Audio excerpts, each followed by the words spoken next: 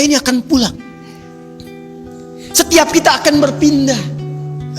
Di dunia saja kadang kita pindah tempat, pindah tugas, pindah domisili. Bukankah setiap perpindahan butuh bekal?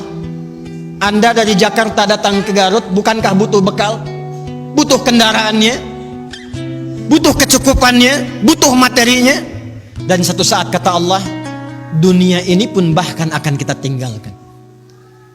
Dihadapkan di pandangan kita ada orang yang wafat, kita dengar, bahkan kita lihat, bahkan kita sholatkan, bahkan kita antarkan ke kuburnya.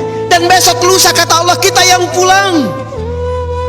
Pangkat, jabatan, kedudukan, harta, ilmu tidak akan pernah memberikan kepada kita pertolongan, menjadi bekal yang terbaik saat meninggalkan dunia ini. Karena itulah Nabi mengingatkan, setiap tempat punya bekalnya masing-masing. Anda dari Indonesia ke Malaysia, apa dipikir semua yang di Indonesia bisa berlaku di Malaysia? Tidak.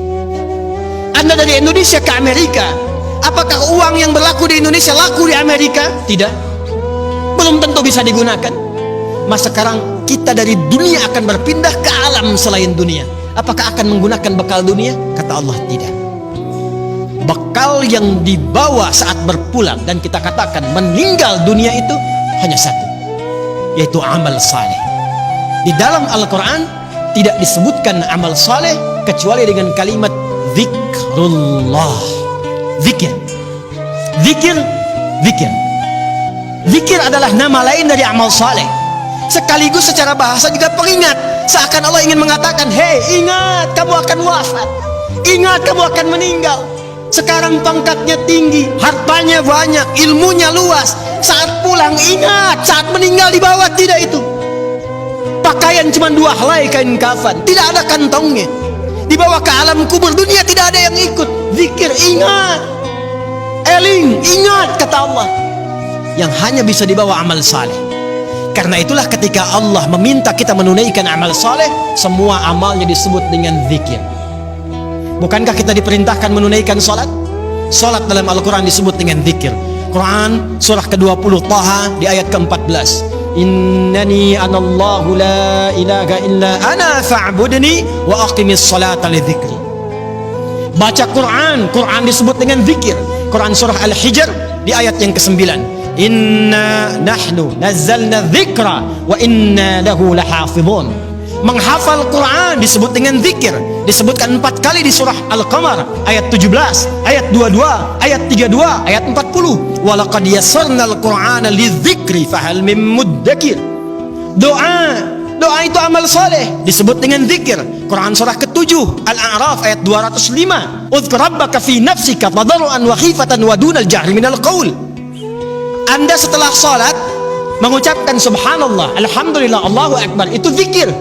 Quran surah keempat An-Nisa ayat 103. Fa idza qadaytumus salata fadhkurullah.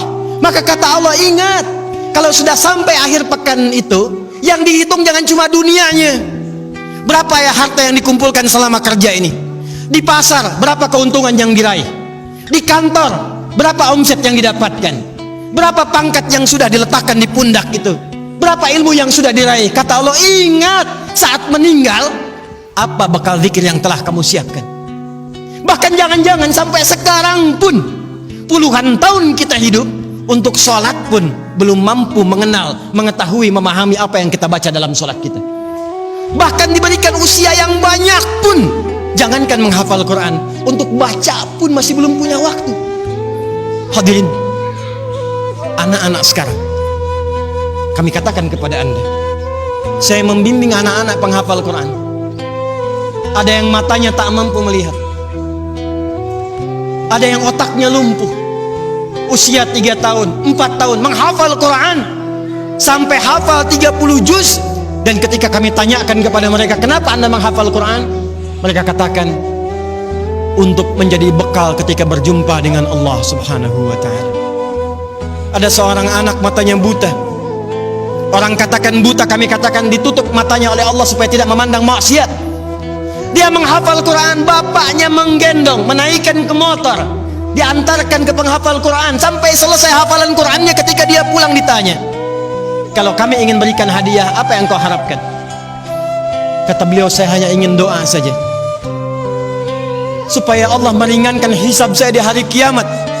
Saya ingin katakan, ya Allah, saya mengakui saya banyak berbuat dosa, maka mohon dengan Quran yang telah hamba hafalkan ini, kurangi hukuman kami ya Allah, ringankan hisab kami ya Allah.